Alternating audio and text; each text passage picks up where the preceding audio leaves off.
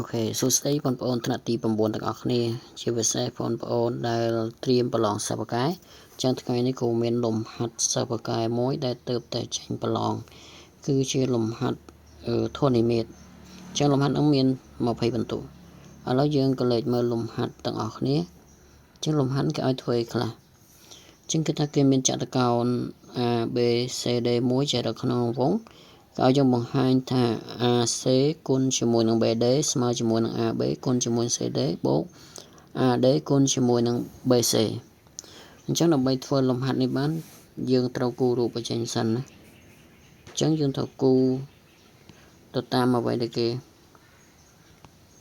ប្រាប់ណាអញ្ចឹងយើងគូរដំបូងគឺយើងគូររង្វង់មួយហើយគេគូចតុកោណមួយចែកក្នុងរង្វង់ហ្នឹងអញ្ចឹងចតុកោណចែកក្នុងរង្វង់យើងដឹងហើយគឺកម្ពូលរបស់វាស្ថិតនៅលើរង្វង់អញ្ចឹងចតុកោណហ្នឹងគឺយើងគូប្រភេទអ្វីក៏បានយើងគូចតុកោណធម្មតាមកដោយសារតែវាមិនមែនជាចតុកោណកែងឬចតុកោណស្មើអីទេណាអញ្ចឹងយើងគូមកហើយយើងដាក់អក្សរណាមានអក្សរ A B C D ហើយបន្តទៀតយើងត្រូវគូនេះអង្គត់ធ្នូរបស់វា AC អញ្ចឹងយើងគូពី A មក C ហើយគូពី B មក D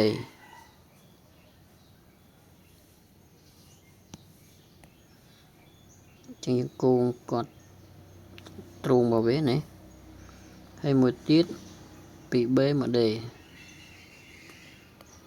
គេអញ្ចឹងយើងបានរូបហើយអញ្ចឹងដើម្បីដោះស្រាយលំហាត់ប្រភេទហ្នឹងគឺយើងត្រូវមើលប្រធានឲ្យបានច្បាស់ណាប្រធានរបស់យើងគឺគេចង់បាន AC គុណជាមួយនឹង BD អញ្ចឹងនេះ AC គុណជាមួយនឹង BD អញ្ចឹងយើងដឹងហើយគឺការគុណជ្រុងភាគច្រើនគឺយើងប្រើតាមប្រដូចត្រីកោណពីព្រោះថាវាជាផលធៀបដំណូចផលគុណខ្វែងរបស់វាណាគឺជាផលធៀបដំណូចដែលយើងទាញពិបាកប៉ុន្តែបើសិនជាយើងយកត្រីកោណដែលយើងចង់បង្ហាញមាន ACB ហើយនឹងត្រីកោណតែមានជ្រុង BD យើងសង្កេតឃើញថាតើត្រីកោណនោះវាមានអីដូចគ្នាឬទេពីព្រោះថានៅក្នុងការប្រៀបធៀបត្រីកោណគឺវាមាន3ករណីមានករណីម៉ូម៉ូនៅថ្នាក់ទី9ករណីជួម៉ូជូហើយករណីជូជូជូចឹងក្នុងករណីនេះគឺករណីម៉ូម៉ូនេះគឺយើងគ្រាន់តែបង្ហាញថាមុំ2ស្មើគ្នានោះត្រីកោណនឹងដូចគ្នានេះយើងគ្រាន់តែបង្ហាញថាមុំ1ប៉ុនគ្នានឹងជ្រុង2សមាមាត្រទៀងគ្នាហើយករណីទី3នេះយើងគ្រាន់តែបង្ហាញថាជ្រុងទាំង3សមាមាត្រទៀងគ្នាអញ្ចឹងយើងក៏លេខមើលមុខត្រីកោណមិញដែលគ្រូសរសេរមិញឥឡូវគ្រូគូចេះឲ្យយើងមើលសនុកនេះគឺត្រីកោណនេះ ACB ហើយនឹងត្រីកោណដែលមានជ្រុង BD នេះ BDA ហ្នឹងតើត្រីកោណហ្នឹងវាមានអីខ្លះដែលវាប៉ុនគ្នាឥឡូវគ្រូគូកន្លែងនេះដាក់ពណ៌ផ្សេងនេះគឺត្រីកោណ BDA ចឹងយើងដឹងហើយនេះយើងឃើញថាវាមានមុំ D ហើយមុំ C ហ្នឹងគឺវាប៉ុនគ្នាគឺវាឈោមជាមួយនឹងធ្នូតែមួយប៉ុន្តែមុំផ្សេងទៀតយើងដឹងឬទេឧទាហរណ៍គ្រូចង់បានមុំ B នេះតើមុំ B ស្មើនឹងមុំអីគេបើថាយើងថាមុំ B ស្មើនឹងមុំ A យើងត្រូវមូលហេតុតើមូលហេតុអីគេអញ្ចឹងសង្កេតឃើញថាវាអត់មានមូលហេតុទេណាអត់មានមូលហេតុអញ្ចឹងបើយើងប្រើត្រីកោណនឹងតែម្ដងគឺវាអត់ចេញទេហើយយើងធ្វើអត់ចេញទេអញ្ចឹងគេមានវិធីសាស្ត្រមួយគឺវិធីសាស្ត្រតាង ta cái tăngយ៉ាងដូចមកដែរយើងតាំងដើម្បីបានត្រីកោណមួយដែលងាយស្រួលក្នុងការសិក្សាអញ្ចឹងយើងតាំងចំណុច E មួយស្ថិតនៅលើជ្រុងនេះគឺជ្រុង AC ដែលចំណុច E ហ្នឹងហើយនៅពេលដែលយើងគូទៅគឺវាត្រូវទៅចែកនេះយើងនិយាយតាំងណាចែកមុំពីរនេះស្មើគ្នានោះយើងនឹងបានត្រីកោណមួយដែលងាយស្រួលក្នុងការប្រៀបធៀបឥឡូវយើងសរសេរចម្លើយយកតែម្ដងសម្រាប់បញ្ជាក់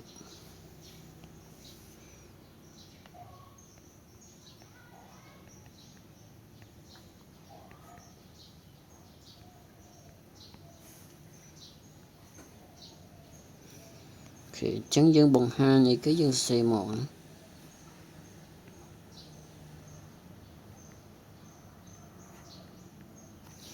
ចឹងយើងបង្ហាញថាជ្រុង AC គុណជាមួយនឹងជ្រុង BD វាស្មើនឹង AB គុណជាមួយនឹង CD បូកជាមួយនឹង AD គុណជាមួយនឹង BC ឥឡូវយើងចាប់ផ្ដើមសរសេរដូចគ្រូប្រាប់មុនយើងត្រូវតាំងចំណុច E មួយឲ្យវាស្ថិតនៅលើ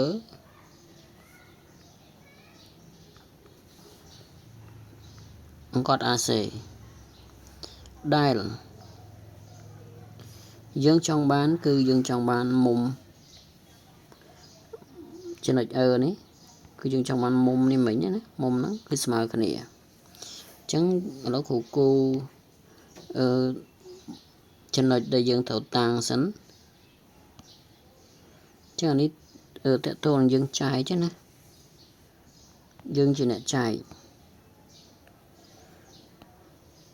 ចឹងយើងលេខមិនយើងអាចយករ៉ាប៉ាទ័រមកវាស់មកចឹងគ្រូដាក់ប៉ុណ្នេះចុះចឹងនេះគឺចំណុច E ដែលគ្រូគូទៅមុំនេះនិងមុំនេះហើយមុំនេះគឺវាស្មើគ្នាចឹងយើងបញ្ជាក់កន្លែងនេះដែលមុំ ABE ស្មើជាមួយនឹងមុំនេះ CBD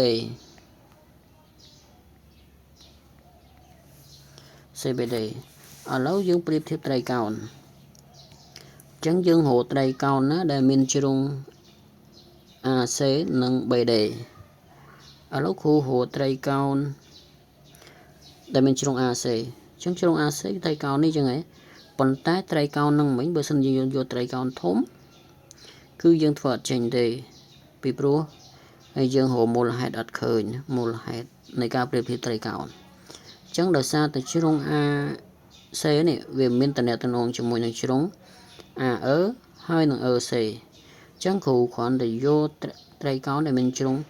AE នេះមកណាអញ្ចឹងគ្រូអាចយកត្រីកោណដែលមានជ្រុង AE អញ្ចឹងយើងដាក់ក្នុងត្រីកោណ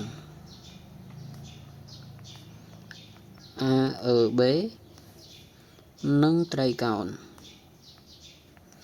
អញ្ចឹងយើងបាននិយាយគ្នាហើយមិញគឺមុំ B នេះមុំ B កន្លែងនេះគឺវាស្មើមុំ B នេះ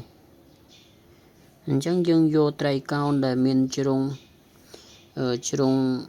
BD ហ្នឹងនេះ BD ឃើញទេប៉ុន្តែយើងសរសេរត្រីកោណឲ្យវាត្រូវទីតាំងគ្នាអញ្ចឹងឃើញ B នេះនៅចុងខាងនេះអញ្ចឹង B របស់យើងក៏ត្រូវនៅនេះដូចគ្នាអញ្ចឹង B របស់យើងគឺត្រូវនៅខាងស្ដាំអញ្ចឹងយើងអាចហៅ C នេះ C BD បាន CBD ក៏បានឬក៏ DBC ក៏បានតិចទៀតយើងនឹងកែឲ្យវាត្រូវទីតាំងគ្នាអញ្ចឹងគ្រូដាក់ C នេះមកនេះវិញណា CDB អញ្ចឹងវាមានតោះអញ្ចឹងយើងនឹងបង្ហាញវាតាមករណីម៉ូអញ្ចឹងយើងបានមុំ B នេះស្មើមុំ B នេះអញ្ចឹងយើងដាក់មកគឺ ABE វាស្មើជាមួយនឹងមុំ CBD អញ្ចឹងកន្លែងនេះយើងតាំងដែលសមូលហេតុគឺយើងតាំង rồiយើងបានតាំងខាងលើហ្នឹងឥឡូវបន្តទៀតយើងនឹងស្វែងរកមុំមួយទៀតដើម្បីវាស្មើគ្នាអញ្ចឹងមុំ B នេះស្មើមុំ B នេះហើយអញ្ចឹងយើងឃើញថានៅក្នុងត្រីកោណនេះ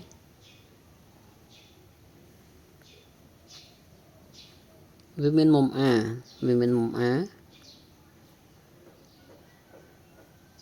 ហើយនឹងមុំ D នេះអញ្ចឹងមុំ A ហើយនឹងមុំ D អញ្ចឹងវាខុសទីតាំងអញ្ចឹងយើងអាចដូរទីតាំងគ្នាបានដូចគ្រូបាននិយាយមិញអញ្ចឹងគឺយើងសរសេរសិនណាហើយយើងចាំដូរទីតាំងតាមក្រោយអញ្ចឹងកន្លែងនេះគឺគ្រូត្រូវដាក់មុំត្រីកោណ DCB យើងត្រឡប់ទៅវិញណាអញ្ចឹងមុំ A នេះគឺវាស្មើជាមួយនឹងមុំ A នេះគឺវាស្មើមុំ D មុំ D មួយនេះហើយមុំ A មួយនេះគឺជាមុំចរិតក្នុងវងស្កាត់ធ្នូតែមួយអញ្ចឹងយើងហៅមុំ A នេះមកនេះគឺ AB វាស្មើជាមួយនឹងមុំ CD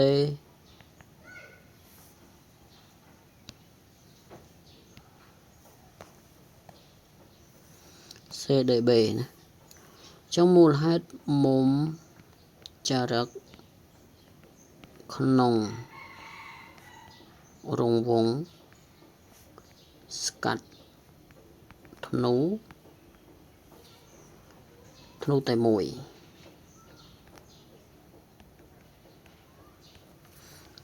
អញ្ចឹងយើងឃើញថាវាស្កាត់ធ្នូតែមួយណាវាក៏ស្កាត់ធ្នូ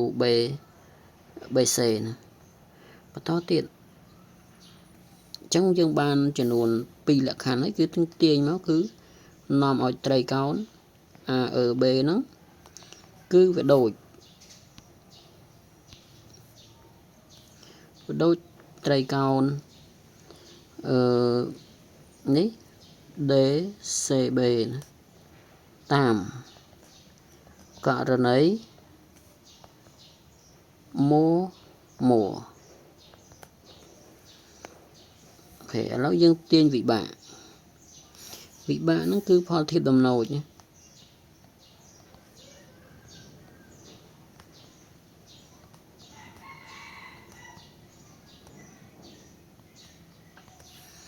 អញ្ចឹងយើងចង់បាន AE ណាអញ្ចឹងយើងដាក់ AE មកអញ្ចឹងបើយើងយក AE នេះទៅយក DC ឬក៏ CD ហើយគ្រូយក CD ទៅស្មើនឹងយើងចង់បាន CD គុណមួយគេ CD គុណមួយ AB នេះឃើញទេ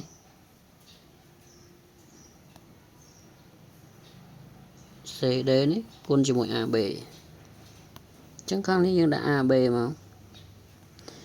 ស្មើអញ្ចឹងបើនេះ AB បើមួយនេះ AB អញ្ចឹងអានេះគឺ BD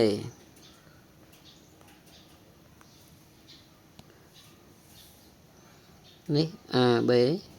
អានេះគឺ DB ឬក៏ BD ដូចគ្នាហើយយើងអាចគុណខ្វែងគ្នាបានណាអញ្ចឹងយើងសមមូលបាន AE គុណជាមួយនឹង BD ស្មើជាមួយនឹង CD គុណជាមួយនឹង AB ឬក៏ AB គុណ CD ដូចគ្នាឥឡូវយើងបានសមីការមួយណាកន្លែងហ្នឹងយើងតាំងវាដោយសមីការមួយបន្តមកទៀតយើងត្រូវរកត្រីកោណបន្តទៀតណាត្រីកោណណាដែលមានជ្រុង BD ដដែលប៉ុន្តែវាជាប់ចំណុច E វាមានចំណុច E ណាអញ្ចឹងយើងត្រូវប្រៀបធៀបត្រីកោណដោយគ្រូចាំមើលណាគឺត្រីកោណ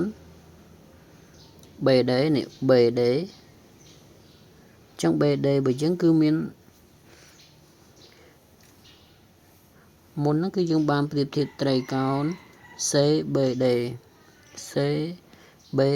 ណាត្រីកោណនេះជាមួយនឹងត្រីកោណ ABE អញ្ចឹងយើងឃើញថាវាដូចគ្នាហើយ ចឹងយើងប្រៀបត្រីកោណមួយទៀតគឺត្រីកោណ C B ម្ដងជាមួយនឹងត្រីកោណដែលមានជ្រុង BD ដដែលនេះគឺត្រីកោណមួយនេះពីព្រោះអីយើងត្រូវការជ្រុងCE ណា CE ដើម្បីបូកជាមួយនឹង AE ទៅវាស្មើនឹងប្រវែង AC ដែលយើងចង់បានអញ្ចឹងយើងត្រូវពិនិត្យមើលក្នុងត្រីកោណនឹងបន្តទៀតត្រីកោណដែលគ្រូគូមុនហ្នឹងហើយគ្រូ copy រូបមកក្រោមដើម្បីសនុកមើល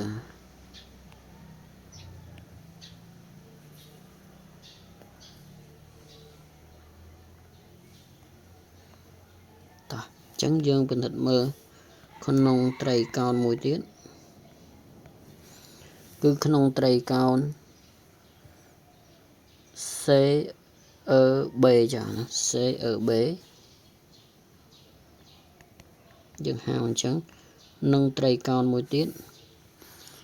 អញ្ចឹងបើតាមយើងពិនិត្យមើលក្នុងត្រីកោណនោះវាមានមុំនេះស្មើគ្នាអញ្ចឹងបើយើងហៅចេញពី C ទៅហើយទៅហៅចេញពី D ក្នុងត្រីកោណ DAB អញ្ចឹងវាមានអីគេខ្លះអញ្ចឹងយើងសង្កេតឃើញថាវាមានមុំ D ស្មើមុំ B អញ្ចឹងយើងហៅមុំ B នេះអូខេយើងហៅមុំ C នេះព្រោះនេះមុំ C ណាមុំ C អញ្ចឹងវាមានមុំ ECB ស្មើនឹងមុំអញ្ចឹងគួយមើលណា ECB គឺមុំមួយនេះហើយស្មើមុំមួយនេះគឺវាស្មើជាមួយនឹងមុំ ADB អញ្ចឹងយើងបើកវងចោមុំចរិតក្នុងរង្វង់ស្កាត់ធ្នូឥឡូវយើងអាចដាក់ឈ្មោះវាបាននៅធ្នូអីគេនេះធ្នូ AB ណារួមក៏បានដាក់តែមួយក៏បានចា៎នេះគឺករណីទី1អញ្ចឹងយើងនឹងរកមុំមួយទៀតដែលវាស្មើគ្នាអញ្ចឹងគ្រូនិយាយថាមុំ A នេះមុំ A វាស្មើជាមួយនឹងមុំនេះបានឬទេមុំ A នេះស្មើនឹងមុំមុំ A ស្មើមុំអញ្ចឹងវាត្រូវទីតាំងហើយប៉ុន្តែអ្វីដែលពិបាកគឺយើងត្រូវរកមូលហេតុអញ្ចឹងគ្រូហៅមុំនេះគឺ CEB និងមុំ CEB ស្មើនឹងមុំ DAB អញ្ចឹងព្រោះអ្វីព្រោះយើងត្រូវពិនិត្យមើលក្នុងផលបូកមុំក្នុងត្រីកោណអញ្ចឹងបើសិនជាគ្រូរកមុំ A នេះគឺត្រូវយក180ដកមុំនេះចេញហើយដកមុំនេះចេញអញ្ចឹងយើងប្រើតាមហ្នឹងមកគឺបើសិនជាគ្រូទាញរកមុំ ECB គឺវាស្មើនឹង180ដកនឹងមុំ D នេះចេញគឺមុំ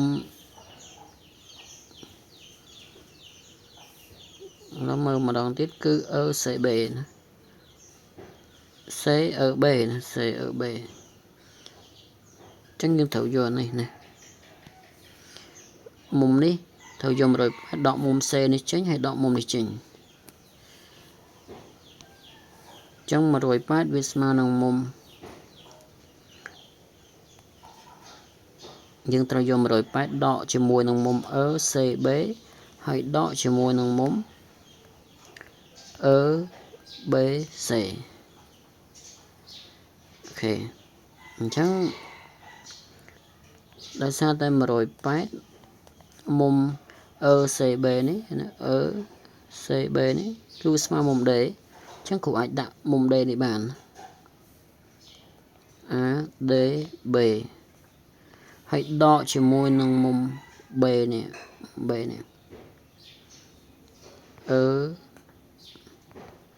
BC បន្តទៀតយើងពិនិត្យមើលមុំមួយទៀតគឺ DAB អញ្ចឹង DAB គឺមុំមួយនេះគឺស្មើ180ដកមុំ D ចេញហើយដកមុំនេះចេញ ចឹងវាស្មើ108ដកជាមួយនឹងមុំ ADB ហើយដកជាមួយនឹងមុំនេះចេញនេះមុំនេះគឺ ABD ប៉ុន្តែយើងដឹងហើយថាមុំនេះដូចគ្នាអញ្ចឹង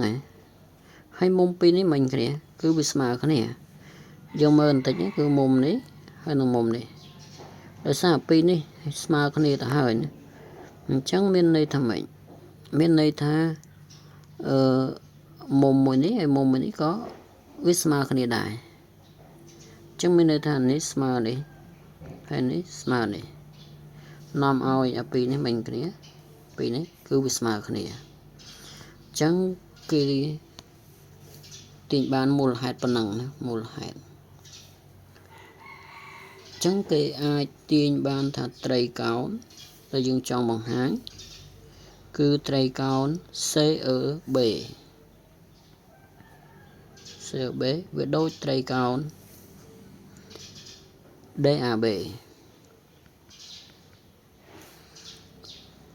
តាមករណីគេគឺម៉ូអញ្ចឹងយើងអាចទាញវិបាកបន្តទៀតផលធៀបដំណូចអញ្ចឹងយើងចង់បានជ្រុងអីគេគឺយើងចង់បានជ្រុង EC អញ្ចឹងយើងដាក់មកគឺ EC ចែកជាមួយនឹងមើលនេះ EC ហើយនេះ AD ស្មើនឹងយើងចង់បាន AD គុណមួយគេយើងមើលប្រធានខាងលើណានេះគឺចង់បាន AD គុណជាមួយនឹង BC អញ្ចឹងយើងយក BC មកណា BC ណា BC នេះ BC វាស្មើនឹង BC ចែកជាមួយនឹង BD អញ្ចឹងយើងអាចទាញផលគុណខ្វែងរបស់វាយើងអាចទាញបាន EC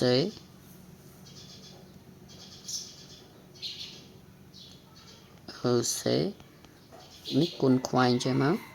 គុណជាមួយនឹង BD វាស្មើនឹង AD គុណជាមួយនឹង BC នេះសមីការ1សមីការ2អញ្ចឹងយកសមីការ1បូកសមីការ2យើងនឹងបានចម្លើយអញ្ចឹងសមីការ1យើងយកវាមកសរសេរមកនេះសមីការ1បែ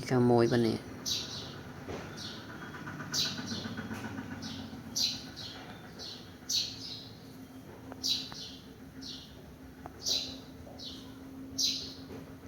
នេះសមីការ1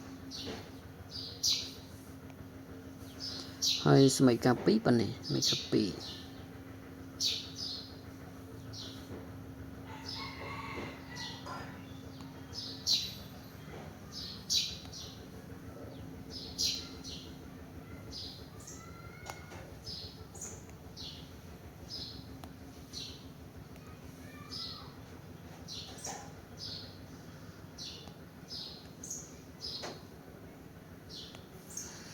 ចឹងយកវាបូកចូលគ្នាមក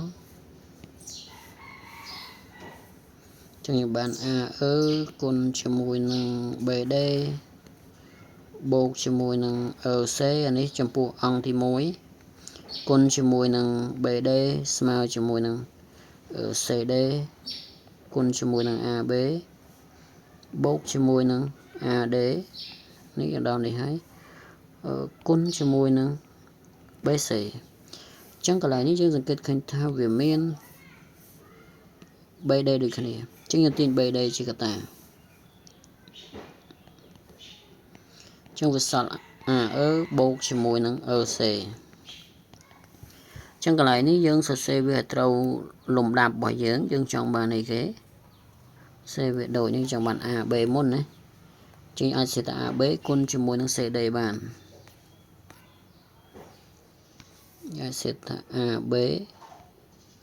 គុណ CD ពីព្រោះវិធីគុណមានលក្ខណៈត្រឡប់ហើយយើងបាន AD គុណ BC ចឹងវាត្រូវទីតាំងណា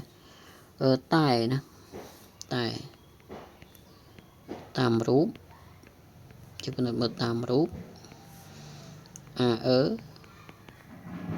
បូកសេយើងមើលនេះកន្លែងនេះបូកសេគឺវាស្មើប្រវែងសេអ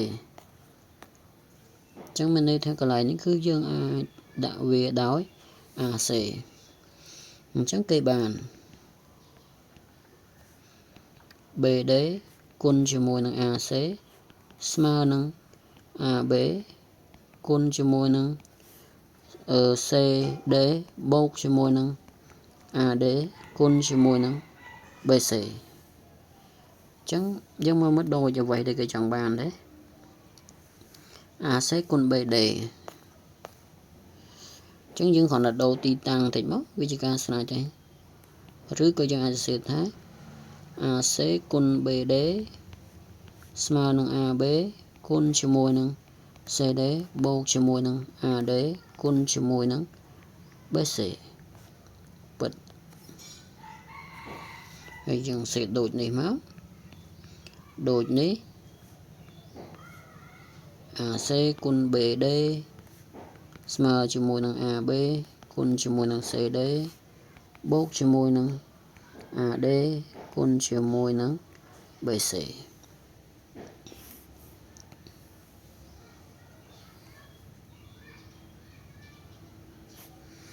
អូខេអញ្ចឹងចម្លើយធននិមិត្តរបស់យើងគឺចប់តែប៉ុណ្ណឹងណា